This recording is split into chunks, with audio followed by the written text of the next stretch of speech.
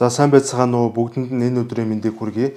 За сүүлийн үед ерөнхийдөө Subotai Pictures сувгаараа дандаа олон улсын харилцаа, дэлхийн улс төр, геополитик, түүхийн одоо сэдвтэй контентуудыг бол энэ бүх хугацаанд бол хийж хөргөж ирлээ. За тэгээд энэ хугацаанд бол яг үндэ бол Монголын улс төрийн талаар бол ямар ч контент хийгээгүй. За ер нь бол нэг улс төрийн талаар бол контент хийхийг ер нь хүсгэж болсон. Бас ер нь дэми юм байлээ гэж бас надад бодогдсон. Бас янз бүрийн үнийг дагаад хэл амч үүсдэг. Тэгэхээр ер нь зүгээр холхон мөрөөрөө баг явсан дээр ч юм уу гэдэг ийм бодолтой бол ботсон. Гэхдээ энэ удаа бас яг үндэ одоо чимээгүй бас суугаад чадамгүй юм шиг надад санагдтаад одоо энэ бичлэг бол хий гэж одоо шийдээд бол ерөнхийдөө хийж байна. Тэгээ би одоо өнөөдрийн бичлэгийг бол аль нэг талыг баримтаж хийхгүй, хин нэгний өргөмжилж, хин нэгний ифт давуу муудч бол хийхгүй. За байгаа зүйлийг яг байгаагаар нь боддоор нь хийн. За сүүлийн үед бол одоо Монгол улсын ерөнхий сайд оюун эрдний хүүхдийн талаар за баримт нотлохотой ноцтой мэдээллүүд дэгдэж, за энэ нь бол иргэдийн дунд одоо сошиал ертөнцид бол маш хүчтэй тархаж байна. За оюун эрдэн ерөнхий сайдын хүүхэд бол за найз охин юм уу эсвэл одоо эхнэр гэх юм уу яг сайн мэдэхгүй байна. Ямар ч хэлсэн тэр эмэгтэйдээ бол 10 саяар бол 2 удаа мөнгө шилжүүлсэн тийм баримтууд гарч ирсэн байна. Маш үнэтэй одоо цүнх бэлгэлсэн, гутал бэлгэлсэн тийм баримтууд гарч ирсэн байна. Өөрөө стори хийгээд иддэг юм шиг байна л та, нөгөө охин одоо хүмүүст нөгөө харуулах гэж ч юм уу тий. Тэгээд тэрнээс гадна бас нислэг тэрэг хөлөхөд ч одоо амралтын газар очиж одоо гэрлэх санал тавьсан гэдэг тийм юм явж байна. За ингээд энэ бүхэн ингээд явж иргэдийн уур бухимд бол маш их хүрсэн. Гэхдээ одоо хүрсэн ч гэж яг үнэндээ оюун эрдэн гэдэг хүн бол одоо яг ямар бизнес хийдгийг одоо мэдэхгүй байна.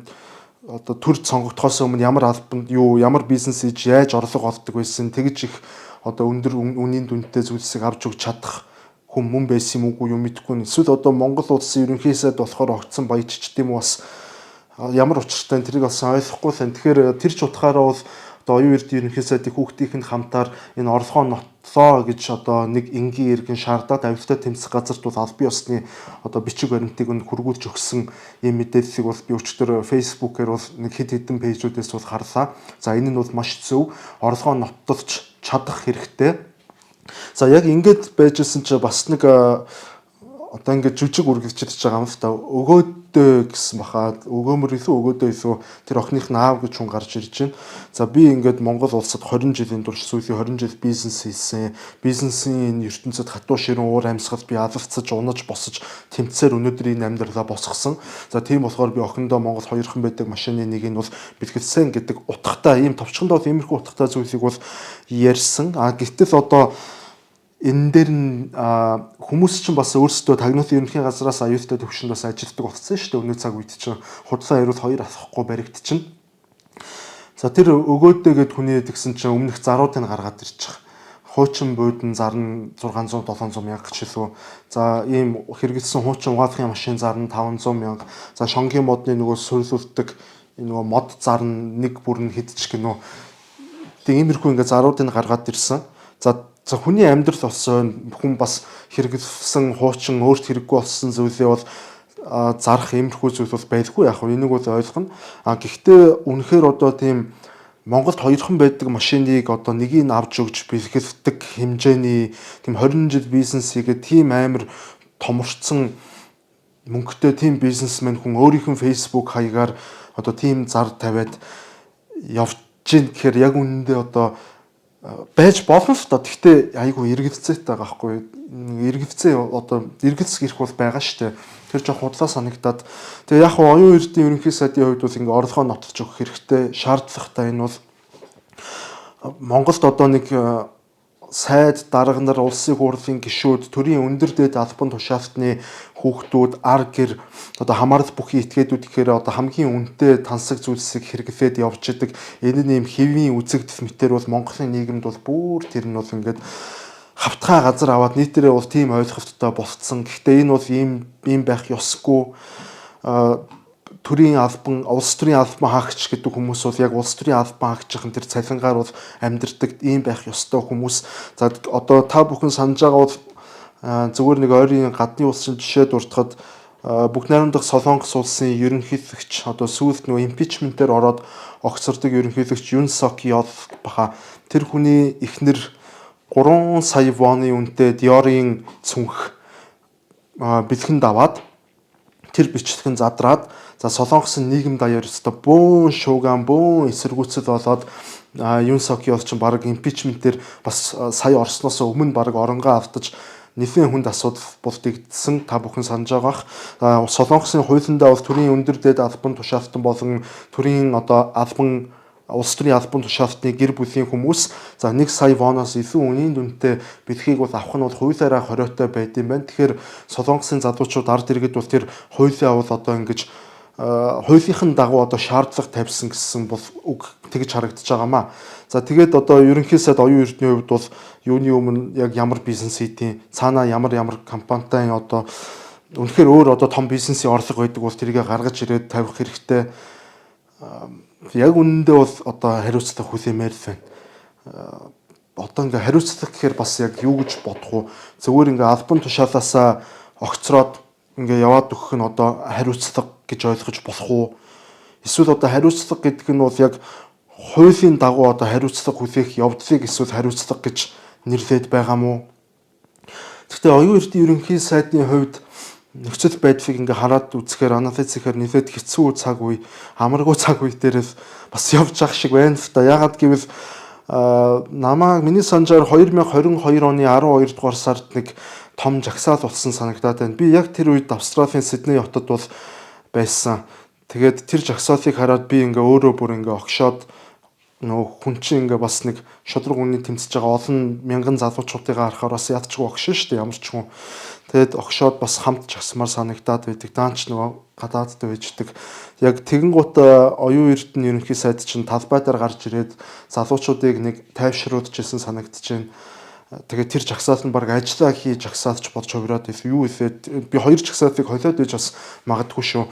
Тэгээ ард иргэдийг нөө залуучуудыг тайвшруулад одоо би энэ шудраг бус үлстэй тэмцэж байна. Тэгээ би ганцаардаад байна, хүчгүй байна. Та бүхэн намайг дэмжиж надад хугацаа өгөөч. Би шудраг усыг тогтооно гэд нэг удаа ингэж залуучуудыг ингэж намжааж итгэлийн одоо ингэж олж залуучууд бол тэр үнд боломж олгосон байхгүй. Тэр үед нь бол ингээд одоо ёстой үерийн ус мэт цасан нуранг мэт хуус салхи мэт шуурал оюун эрдэнэ ерөнхий сайдын огцруулах байсан залуучууд өөрсдөө болцсон байхгүй яг үндэ итгэсэн байж болохын. За яг дундуур нь бас тавилттай найруулгууд энэ тэндээс нь орж ирж жагсаалын утга санаагүй үйлх иймэрхүү нөгөө стратеги тактикууд бол явагддаг л та.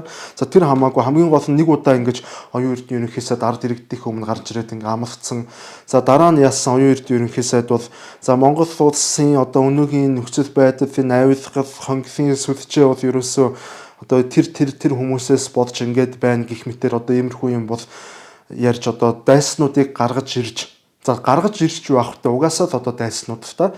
Одоо бүгд орчин байна уу, MCS нэ үү яг үндэ бүгдээрээ л одоо дайснууд гэж ярина. Тэгээд эдгээр чи хоорондоо нэг алфцсан оюун эрдэнэ чи одоо сэфэн бариад хооронд нь байлтаад байгаа юм шиг бүгд орж гэсэн. Тэгээ нөгөө тамгын газрын дарга нэш биш үү юу вэ? Нөгөө цагаан гэж хүн байсан чинь биш ээ. За ямар ч гэсэн тэгээд бүгд орж ерөнхийдөө ч басна ч нөө хамааралтай хүмүүсийг гаргаж ирж баахан дайрсан. За тэгээ яг эцсийн үр дүн нь юу байгаа? Хин шоронд орсон, хин хөрөнгөө ураалгасан, яаж шудраг ёс тогтсон, 5 иш ажиллагаагаар хэн Монголд ирсэн, нэг дунд шатны төрийн албан хаагч, нэг томилхооны нэг дээд шат биш дунд шатны нэг хэдхэн хүнийг бол Монголд авчирсан. За Бадамж унаг нэг Монголд авчирсан гэж дуулдчихсан. Тэгээд баг би энэ муудаад баг одоо л шоронд бол байхгүй байх гэж би бодож байна. Яасан бүүмэд. Тэгээд тэр шудраг ёс 5 иш ажиллагаа тэр бүхэн бол ямар ч үр дүнгүй зүгээр ингээ хоосон амлалт болоод хоосон лоозон болоод бол ингээ дуусаад алга болсон. Тэгээд оюун эрдэнэ ерөнхий сайд өнөөдөр яг үндэ ард өмнөхийн өмнө гараад ярих сэдв байхгүй болцсон. Ярих нүүр байхгүй болцсон. Одоо өшөө юу ярих юм бэ тэр хүн чинь яг бодит үнэндээ бол тэгээ хамгийн сүүлд сая 2024 оны юу вэ? Одоо ч 25 шний 24 онд ч их хурлын сонгуул болсон. За ардын нам бол олон холж чадсан. засгийн газраа дангаараа байгуулах одоо хэмжээнд бол хангалттай саналыг авсан. Тэгвэл оюун эрдэнэ ерөнхий сайд ганцаараа дангаараа ардын намын засгийн газрыг байгуулсангүй. За ардчилсан нам болон хүн намыг бол засагтаа урьж ингэж хамтарсан засгийн газар байгууллаа. За үүнийгээ тайлбарлахдаа бол оюун эрдэнэ ерөнхий сайд бол за хамтарч иж одоо Монгол улсын одоо энэ улс төрийн намууд бол хамтарч иж энэ улс үндэснийг хамарсан энэ мега төслүүд буюу одоо 14 мега төслийг бол хэрэгжүүлэх боломж бүрднэ гэж бол үүнийг эерэг үндэсгээс бол тайлбарласан л та. Тэгээд яг үндэ бол тийм бас Монгол улсын одоо төрийн тулгуур 2 баг нь бол яг үндэ бол ардчилсан нам, за Монгол ардын нам 2. За энэ хоёр намын аль нэг нь байхгүйгээр Монгол улсын ингэж үндэсний хэмжээний том төслүүд бол явагдах боломжгүй бол өнгөрсөн 35 жилийн түүх бол гэрчилдэг. Гэхдээ саяны сонгуулийн дараа хамтарсан засгийн газар байгуулдаг жинхэнэ цаад зорилго нь Монгол улсыг хөгжүүлэхтэй биш, оюун эрдэнэ ерөнхий сайд өөрийнх нь эрх мэдлийн он жилүүд өөрийнх нь ерөнхий сайд байх цаг хугацаагаа уртасгахын тулд хамтарсан засгийн газар байгуулсан байж магадгүй. Энэ бол бас магадлал таамагтай хардлах би хувь хүнийхээ хувьд хардах эрхтэй би улаан цай тэр хүнийг бол гүтгээгүй би хардж байна. Яагаад гэвэл оюун эрдэнэ засгийн газар хэрвээ зөвхөн ардын намын засгийн газар дангаараа энэ удаа байгуулагдсан байсан бол оюун эрдэнэ гэдэг хүний засгийн газар алга, урвуулах дайнд хөмрөх тийм хэврэг эмзэг засгийн газар байх байсан. Энэ бол үнэн. Тэгэхээр оюун эрдэнэ ерөнхий сайд өөрийнх нь эрх мэдэл албан тушаалыг яаж хамгаалах вэ гэхээр за сөрөг хүчний намууд буюу ардчилсан намын дарга 100 ганц төмөрт урилга өгч засагтаа хамтарч оруулаад тэргүүн шадар сайд болгож хэд хэдэн сайдуудыг ардчилсан намаас аваад за хүн намын дор чандыг тэргүүн шадар сайд болгоод бас нэг тэр шадар сайд болгож бас нэг боловсролын ямыг нөгөөд тэгээд төрийн дунд шатанд намынхан хүмүүсийг бас ажилд аваад за ингэнгუთ энэ хоёр сөрөг хүчний нам чинь нэг дуурхаа болчихно. За энэ намын бүх гишүүд нь одоо бүх улсын хурлын гишүүд намынхан даргын үгэнд орохгүй ч гэсэн за намын даргын үгээр явдаг бол маш олон гишүүд байгаа. Тэр дундаа бол жагсаалтын гишүүд бол ерөнхийдөө намын даргын үгэндээ бол орох магадлал өндөр байгаа. Тэгмэд оюун эрдэнэ чин өөрөө бас ерөнхий сайд чинь өөрөө бас дотроо нам дотроо өөрийн гэсэн одоо хатуу дэмжигч тийм одоо гишүүд бас байгаа улсын хурл дотор яг өөрийнх нь фракцийн өөрт нь одоо үнэнч байдаг. Тэрэн дээр 100 ганц төмрийн үнэнч байдаг хүмүүс, за дор чандын үнэнч байдаг хүмүүс гэх мэтэр овоо хэдин гишүүд бол ингээ оюун эрдэнэ талд гараад ирнэ. Тэгэнгუთ ерөнхий сайдыг огцруулах уу гэдэг асуудал хэрвээ хөндөгдөх юм бол ерөнхий сайд оюун эрдэнэ өөрөө за зөвхөн Монгол ардын нам доторх өөрсдийн фракцуудаас гадна ардчилсан намын фракцуудын дэмжлэг за хүн намын бас фракцуудын дэмжлэгүүдийг бол ингэж давхар аваад өөрийгөө ингэж хамгаалсан өөрийнх нь дархлааг ингэж тогтоосон иймэрхүү одоо үйл ажиллагаа юм болов уу гэж цаагаараа 14 мега төслийг эс тооцвол тэгж бол харагдаж байгаагаа бол нугаад явах вэ. За тэгвэл одоо хөшигний цаадах улс төрийн амьдралд ямар үйл явц гарч ийн гэдэг талаар одоо илүү яриагаа хүргэжлүүлээ. За улс төр гэдэг бол мэдээч маш бохир үргэлж одоо нэгнийхэн бүксийг ухаж байдаг, дандаа давхар давд санаа агуулж байдаг, хинт ч итгэдэггүй, харин итгэж байгаа юм шиг дүр эсгэж хүний талд зогсож байгаа юм шиг нөгөө зогсдог гэдэгчлэн тэгж явдаг ийм талбар тоглоом гэх юм чааш улс төр бол тоглоом биш, том талбар. Тэгэхээр энэ талбар дээр ингээд зүйлс альва үйл явц өөрнөл санамсаргүй явдаггүй гэвэл хизээч санамсаргүй явдаггүй, бүх юм урдаас төлөвлөсөн зохиолын дагуу явдаг. Тэр зохиол хэр чанартай зохиол байх уу, хэдэн ангитай байх уу, хэр удаан үргэлжлэх үү гэдгээс бол тэр улсын одоо хувь тавилан бол ихээхэн хамаарч өөрчлөлт ордог. Тэгэхээр оюун эрдэнэ ерөнхий сайдын одоо хүүхэд одоо бэрн гэх юм уу тэр охины сторинуудыг бол бас эртнээс ингэж бэлдсэн байгаа. Скриншот хийж бэлдсэн байгаа нь ойлгомжтой. Тэгээд гагцгүй одоо зөв цаг үедээ, экзэгтэй цаг үед хөзөр бол хүн ингэж гартаа атгаад заавал дэлгэх хэрэггүйгээр ингэж дарж болдог зүйл. За гагцгүй шаардлага гарсан мөчид хамгийн зөв цагтаа тэр хөзрийг гаргаж ирвэл тэр хөзөр хожлын хөзөр болж хувирдаг. За улс төрт бол энэ зарчим нөлөөлдөг. Тэгэхээр магадгүй одоо хөзрүүдээ эхнээсээ дэлгэж эхэлж ах шиг байна. Оюун эрдэнэ бол мэдээч хэрэг бас олон дайсантай хүн. Тэгээ яг аль талаас нь шидэж байгааг нь бол мэдэхгүй. Тэгтээ ерөнхийдөө бол олон талууд бол одоо баг зэрэг шахуу шидэж эхэлж байгаа болов гэж би харж байна. За тэгээд одоо яг гол зүйл энэ хөшигний ард юу өрнөд байна вэ гэвэл гаднаа харагдахдаа зүгээр нэг одоо төрийн өндөр үдээд албан тушаалтан үндсэлгүйгээр хөрөнгөжсөн хэрэг мэт харагдаж байгаа боловч цаагаараа за миний хардлага шүү дахиад миний хардлага. Гэхдээ яг миний хардлага гэхээс өмнө яг улс төрийн үйл явцыг анхааралтай ажиглаж судалдаг, уншдаг, анализ хийдэг. Тэгээд дээрэс нь тодорхой хэмжээнд бас ингээд сайн сэтгээд бодцдог бол энэнийг бол ингэ нэг төвөггүйхэн шиг ер нь бол ингэж харж бол болно, ингэж ойлгочиход болно. Монгол улсад яг одоо 2027 оны ерөнхийлөгчийн сонгуулийн төлөөх дайн одоо эд өрнөж байна. Оюун эрдэнэ ерөнхий сайдын нас нь хүрэхгүй ерөнхийлөгчд нэр дэвшгэд хөрөлсөх ерөнхийлөгчд дахиж нэр дэвшгэд үндсэн хуулийн дагуу боломжгүй. Өөрөө энэ үндсэн хуулийг өнөөдрийн үндсэн хуулийг өөр хүнийг нэр дэвшүүлэхгүй гэж гаргасан. Тэгэхээр их ашигын зөрчил үүсэж байна. Хөрөлсөх ерөнхийлөгч дахиж дэвших хүсэж байгаах гэж би бодож байна. Оюун эрдэнэ ерөнхий сайд ерөнхийлөгч нэр дэвших бас хүсэж байгаах гэж би бодож байна. Яагаад гэвэл 2028 оны сонгуул гэхэд оюун эрдэнэ ерөнхий сайд бол баг улс төрөнд дуусна. Тэр хүнд улс төрөө өргөжлүүлэх ганцхан арга зам, ганцхан сонголт байгаа нь 27 оны ерөнхийлөгчийн сонгуульд буюу их хурлын сонгуулиас 1 жилийн өмнө ерөнхийлөгчийн сонгуульд нэр дэвшээд 6 жилээр дарахлагдаад ингээд амар тайванд жаргах. Энийг хийхийг хүсэж байгаа. Тэгэхээр оюун эрдэнэ ерөнхий сайдын зүгээс бол миний харж байгаагаар бол ерөнхийлөгчд нэр дэвших хүний насны босхийг багасгаж өөртөө тааруулах ийм хүсэлтэй байгаа. За харин хөрөлсөх ерөнхийлөгчийн хувьд бол ерөнхийлөгчөөр сонгогдсон хүн 2 дахь удаага ерөнхийлөгчд нэр дэвшиж болдог байдлаар үндсэн хуулийг дахиж өөрчлөхийг хүсэж байгаа. Яг энэ тулаан болж байгаа. За энэн дээр хөрөлсөх ерөнхийлөгчийн тал арай хүчтэй байгаа болов гэж би бодож байна. За нөгөө нэг 3 үсгтэй компаниуд гээ яриад байдаг. Тэд нар чинь хөрөлсөх ерөнхийлөгчийн талд орж ирж байгаа.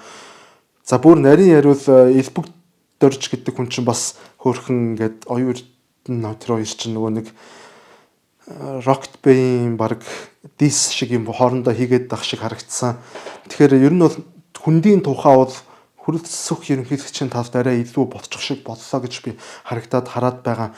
Тэгэхээр за оюун эрдэнэ огцорлоо гэвэл юу болох вэ? Дараагийн ерөнхий сайд бол яригдчих гисэн.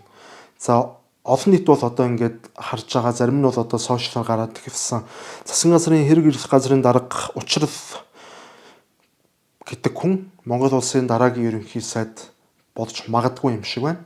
Хэрвээ огцрол Учрал гэдэг хүн нэг одоо хувь хүнийхээ хувьд сайн муу гэдг нь бол би мэдэхгүй болохоор тэр хүнийг одоо шүүмжилж ярих нь цаашаа. Гэхдээ ямар ч байсан Учрал гэдэг хүн бол бас мөнгөтэй гэр бүлээс гаралтай ийм хүн. За бас нэфэ тийм зовлон үзэж одоо амьдралын үнэн мөн чанарыг бол ойлгосон хүн юм болов уу гэж би боддог.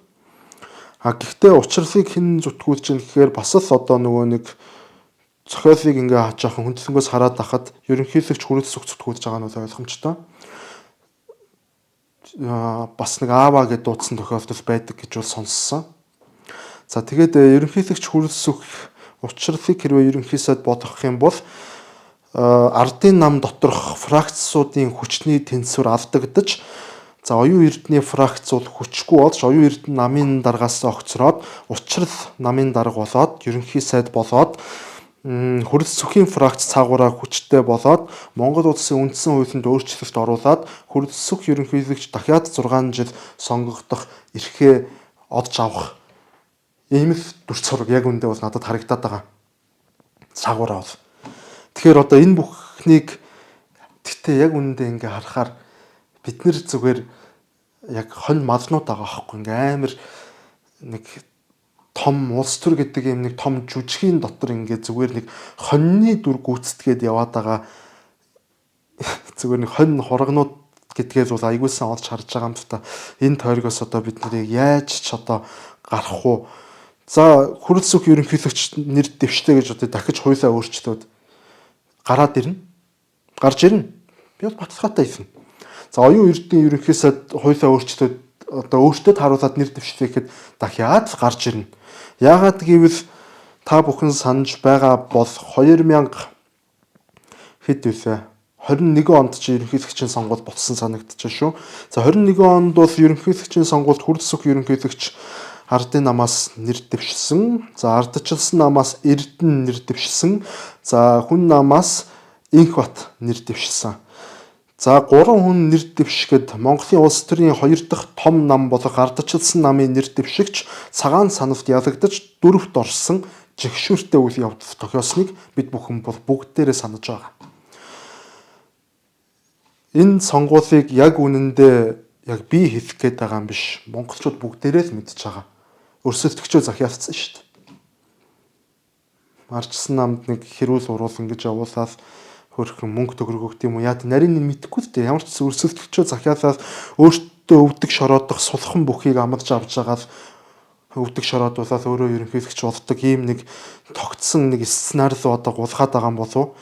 Уг нь тухайн жил бол одоо улсын хурлын гишүүн ерөнхий сайд байсан Автууыг бол ардчилсан намаас нэр дэвшнэ гэд өөрөө зүтгэсэн. За ардчилсан намын гишүүд дэмжигчид ч гэсэн бүгдээр Автууыг гэдэг хүнийг бол нэр дэвшүүлнэ гэж бүгд дэмжиж зүтгэсэн. Гэхдээ Эрдэнэ гэдэг хүн бол үгүй гэсээр хагаад өөрөө дэвшээд өөрөө 3 хүн дэвшгэд дөрөвт орж унж өгөөд хүрэлцгүүд ерөнхийлөгч нь өгөөд ингэ явсан. Яг энэ түүх дахиад давтагдах үе дээ. Амар харамсалтай л да. Тэгээд яг одоо ингээ 27 оны сонгуулиар дахиад ийм болж магадгүй. Аль энэ хоёрын одоо ерөнхийлөгч ерөнхий сайд хоёрын аль нь ч дахиж нэр дэвшилсэн бай. Дахиад ардчилсан намаас нэг сулхан өвдөг шороод хүн захиалж гаргаж ирээд хүн намаас магадгүй хүн нэр дэвшүүлэхгүйгээр тохироо ойж болно. Эсвэл ардчилсан намаас угшилтай өөр нэг хүний давхар нэр дэвшүүлж тэр хоёрын саналыг хуваагаад мэдхгүй одоо бусад жижиг нөгөө нэг үндэсний эвсэл болон одоо иргэний цэрэг ногоо нам хоёр дээр яаж ажиллах нь тухайн улс төрөөс орхол ах. Тэгээ нэг иймэрхүү нэг хөөрхөн жижиг юмнуудыг хутгаж агаад бүх юмыг ингээ урднаас найруулчих магадaltaй. Тэгэн гут монголчууд бид нар айгүй өрөвдөлтөй сонгуулийн өдөр өглөө эрт босоод үндснийхэн дээл хувцсыг өмсөөд айгүй ёслол төгөлтөр ардчилсан Монгол иргэн улсын ардчилсан иргэд саналаа өгч ингэж одоо хөөхөн итгэл найдвартайгаар бид нар энэ улсыг одоо ирээдүг сонгож бид нар энэ улстай одоо хүчээ өгж байгаа өөрсдийн оролцоогоор одоо эх орондоо хүчээ өгж байгаагийн нэгэн хэлбэр гэж итгээд сонгуулаа өгдөг. Даанч тэр сонгуул нь урьдаас төлөвлөгдсөн байдаг. За ингэж хийх юм бол яг үндэ сонгуул Монгол гэж байгаад хэрэг байд юм уу даа гэж бас бодогдож байна. За тэгвэл бас нэг хувилбар бас байж болох нь хүрэлцэх ерөнхийлөгч оюун эрдийн ерөнхий сайд хоёрын энэ зодон амжилтанд хүрэхгүй буюу аль нь ч ялахгүй байж магадгүй. Тэгвэл ардын нам доторх бусад хүмүүсийн дотор ерөнхийлөгчд нэр дэвших боломж үүд хаалга нээгдэнэ гэсэн үг. Яг нь сойгоод ихсэн байгаа зарим нь бол өөрсдөө сураг сонсох нэ. За одоо жишээлбэл хэн байж болох вэ? За хамгийн ойрын одоо боломжит нэг хувилбар нүдэн дулаахгүй гэвэл Зандан Шатаргай байна. За улсын хурлын дарга байсан Зандан Шатаргай. Яг бас нэг тийм илүү дутуу бүр нэг солиотой поп зам байхгүй, нүдэн дулаахан нэлээд бас нэг тийм боловсралтай хүмүүжлтэй байрын царайтай нэг нүдэн дулаахан гоё хүн харагддаг. Гэхдээ яг үндэ энэ хүн бол сая их хурлын сонгуулиар гарч ирж чадсангүй шүү дээ.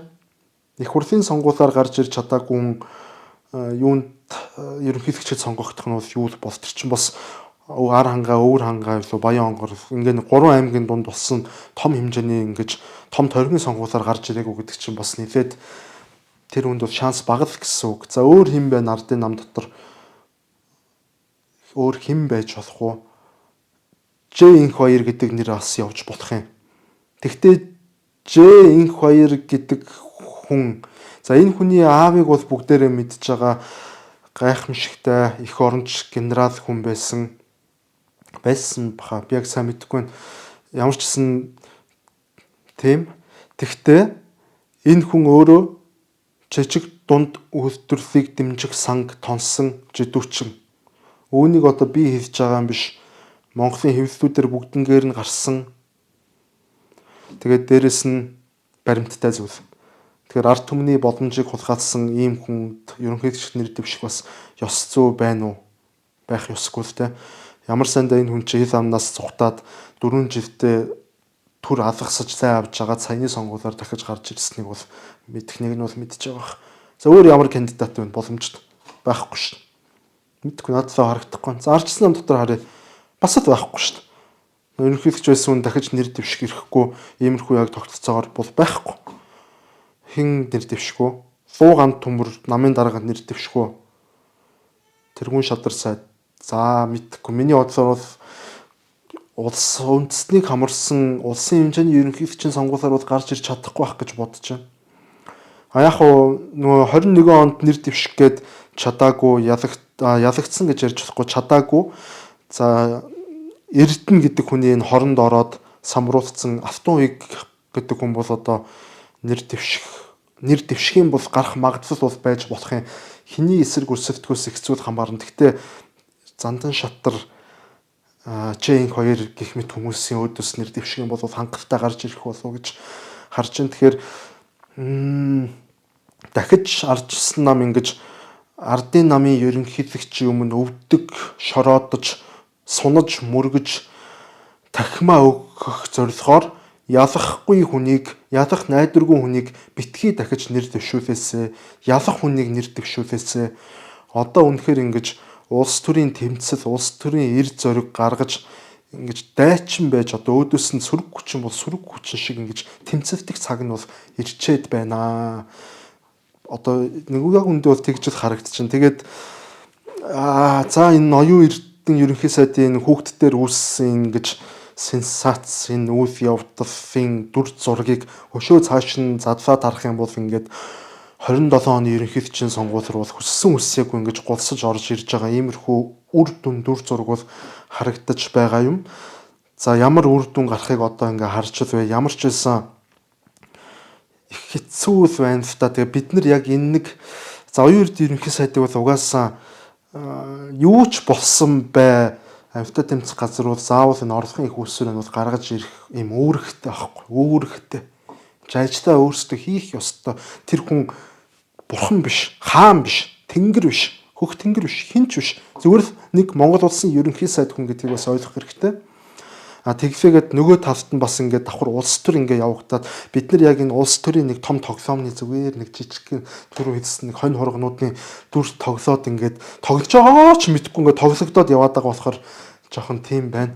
Тэгээ энэ бүхнийг одоо яаж өөрчлөх үү? Монголчууд бид яаж энэ нэг новшийн тойрогоос одоо гарах уу гэхээр ер нь бол хэцүүтэй. Ер нь бол хэцүү яг Монголын нөгөө тогтолцооч өөрөө парламентын засаглалтай. Тэгмүүд парламентын тогтолцооч өөрөө ард түмнээс ингэж сонгогддог ийм тогтолцоо. За уухтаа бол энэ парламентын тогтолцоочийн яагаад хамгийн шалгарсан, хамгийн шилмэл, хамгийн сайн тогтолцоо гэж ярьдсан бэ гэхээр тухайн ард түмнээс шалгарсан, тухайн ард түмний дотроос шилэгдэж гарсан хамгийн шилмэл хүмүүс нь дээд улс төрдөө гарч ирээд энэ улсынхаа энэ ард түмнийхэн хувь заяаг шийдэх эрх мэдлийг атгавцдаг ийм тогтолцоо болохоор хамгийн шилдэг тогтолцоо байхгүй юу? Гэхдээ Монголд өнөөдөр Монголын ард түмний доторх хамгийн шилмэл, хамгийн оюунлаг, хамгийн сэхэтэнлэг аавын хүүхдүүд, ээжийн охтууд бус харин тэрүүхэн тэндээ хүмүүст таалагдах юм ярьж оноо авч чаддаг 2-3 алхмаас цааш хитрхээргүй задчин бусгайцагч луйвэрчин жүжигчин зантай ийм задчин этгээдүүд дээрэс нь монголчуудын маш олноороо талаас дээш хувь нь ядуу амьдарч байгааг далимдуулж өөрийнх нь олсон зөвч бай, бурууч бай ямар нэгэн аргаар олсон мөнгөө тарааж 50-100 мянгаар магадгүй тарааж төрийн эрх мэдлийг ингэж сонгогчдын ходоодоор нь дамжуулан худалдаж авдаг ийм байрын одоо ийм төрлийн хүмүүс ингэж улс төрд олноороо гарч ирснээс болоод Монголын ардчлал дороотод орчод байна гэж харж байгаа. Энэ дунд шилэгдмэл сэхэтэнлэг хамгийн оюунлаг хүмүүс нь манай нийгмийн манай одоо энэ хүн ардын манай ард түмнийг төлөөлөх үс тийм өндөр ёс зүйтэй өндөр боловсралтай хамгийн шилмэл хүмүүс нь энэ 126 дотор хэд байгаа бол гэж та бодож байна? Манай парламентын засаглалын дороотол, манай ардчлалын дороотол, манай улс үндэстний ядуу байгаа шалтгаан бол ерөөсөө энд л оршиж байна гэж би бодож байна. Тэгэхээр энийг бид өөрчлөх хэрэгтэй. Парламентын засаглалаа өөрчлөнө гэж бол би бол хэлээгүй. Яг саяны 3 бүлэгт хуваасан хүмүүс задчин этгээдүүд, за мөнгөөр гарч ирдэг этгээдүүд, за нөгөөх нь юу вэ? Ингээд ийм 3 этгээдүүдийг сонгодгүй байх, ийм 3 этгээдүүд тийм амар сонгогддгүй байх тийм одоо хууль эрх зүйн орчныг бид нар бол одоо манай улс бүрдүүлж өгчиж бид нар дээрээсээ эхэлж эрүүдчих ийм бол одоо боломж бол биднэрт бүрдэх юмаа гэж харж байгаа юм. Тэгэхээр энэ эрүүджүүлэх системийг хэн хийх үү гэхээр энэ дотор туг барих төвшөнд очиж энийг хийх ёстой бас болчихж байгаа юм. Тэгэхээр бас боломжгүй болох гэдэг юм шиг. Тэгвэл бид нар итгэл найдвараа алдаж болохгүй. Залуу үе сэрж байгаа. Бид нар цаашид ингэж амьдрмааргүй байна. Болоо. За ямар ч байсан тэгээд одоо иргэн үнийхэн хувьд ч гэх үү, хувь хүнийхээ хувьд ч гэх үү, ямар ч байсан ингэж хэлэх гэсэн зүйлээ нэг хэллээ. Бухимдлаа бас илэрхийллээ. За бухимдлаа амар уурлаагүй байдлаар илэрхийлчих шиг боллоо. За тэгээд одоо энэ түргээд дуусгая да. Тэгээд за мөн одоо нэг сумаар 2 дуулаа буудъя. За манай Subotai Pictures совгийн зүгээс бол эрхлэн гаргасан түүх одоо энэ 20 дугаар зууны хүн төрөлхтний түүхийг гэрэл зургийн хамтаар өгүүлсэн одоо дэлгэрэнгүй тайлбаруудтай ингэж маш гоё ховор нэг чамин ийм үнцэнтэй номоо бол одоо эрхлэн гаргаж худалдаанд бол манай ном бол зарагдсаар байгаа. За талаас илүү хувь нь бол одоогоор зарагдсан байгаа. За энэ ном маань ингээд зарагдсаар байгаа шүү. XX түүх хүн төрөлхтний фото түүх гэд та ингээд тодорхой хэмжээр түүх сонирхдаг бол за ховор чамин ном зохиолох дуртай бол за бас манай сувгийг ингэж үздэг, дэмжихийг хүсдэг бол энэ номоос бол захиалж худалдаа авалт их боломжтой шүү. За би доор сэтгэл хэсэгт хэрхэн ном зохиолох талаар дэлгэрэнгүй мэдээллийг үлдээе. За ингээд ямар ч хэлсэн өнөөдрийн дугаарыг энэ түргээд дуусгая да. За баярлалаа. Бүгдэнд нь амжилт хүсье.